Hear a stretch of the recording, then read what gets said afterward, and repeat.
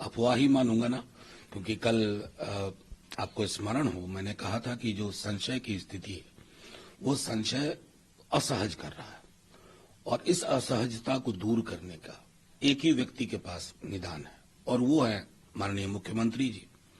उसका कोई मुझे जवाब नहीं मिला, इसलिए मैं कह रहा हूं कि अब तक अभी आप जो कार्यशैली देखें, आपने तो बिहार को इतने वर्षों में कवर किया, आप देखें नौकरी रोजगार क्या क्या नहीं, बिहार मतलब चर्चा का विषय पूरे देश में अच्छे कारणों से।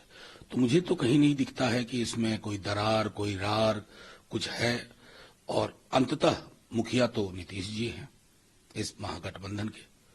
कई चीजें हैं, बुनियाद उन्होंने, तेजस्वी जी ने और लालू जी ने मिलकर रखी थी। उस बुनियाद की ईंट थी कि मोदी जी की जो घृणा और नफरत की राजनीति है उसके मुकाबले एक लोकोन्मुख राजनीति की पौध लगाई जाए, वो लगा दी, वो फूल रहा है, फल रहा है।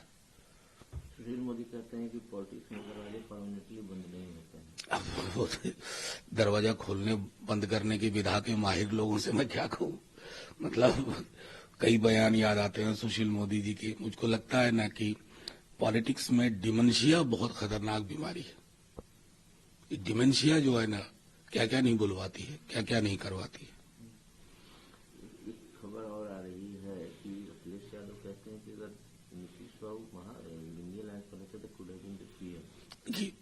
मतलब रहते क्यों, मैं तो मानता हूं हैं अभी, रहते क्यों हम बात करें इस तरह की, क्योंकि कोई संदेश तो है नहीं। कल भी कार्यक्रमों में तेजस्वी जी भी थे, सब कुछ था, और मैं समझता हूं कि बार बार इस बात को खुद तेजस्वी जी ने कहा कि हम सामूहिकता में चुनाव लड़ रहे हैं। वहां एक व्यक्ति है, यहां कई काबिल लोग हैं जो कई वर्षों का जिनको अनुभव है। उस संदर्भ में उनके बयान को देखिए। मनोज जी, आप सिरसाई करते हैं, कुछ तो कारण होगी, यही कोई बेवफा नहीं। आजकल बेवफाई यूं भी हो जाती है, क्योंकि वफा जो है ना बड़ा रेयर आइटम हो गया। कब तक ऐसे, कब तक चलेगा बिहार की राजनीति? हमको उनसे है वफा की उम्मीद, अभी भी उम्मीद है? जाहिर तौर पर।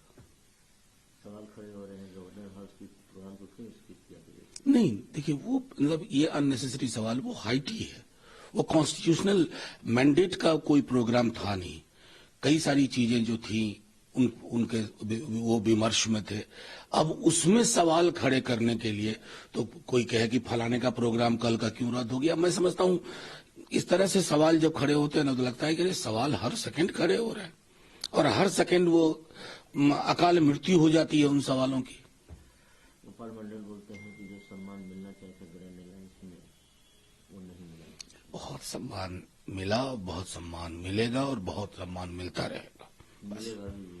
मैं सीधे तौर पे कह रहा हूं कि वो संशय वाली बात जो मैंने कही। मांझी जी वाली बात में क्या बात है? मांझी जी खबर आई थी कि आरजेडी प्रपोजल की। मुझको लगता है कि ये सब चीजें ऐसे ही बाजार में चल रही है। मांझी जी भूतपूर्व मुख्यमंत्री हैं, एक कद्दावर नेता है। अब कहीं किसी ने ये खबर चला दी तो उस पर टिप्पणी देने का तो कोई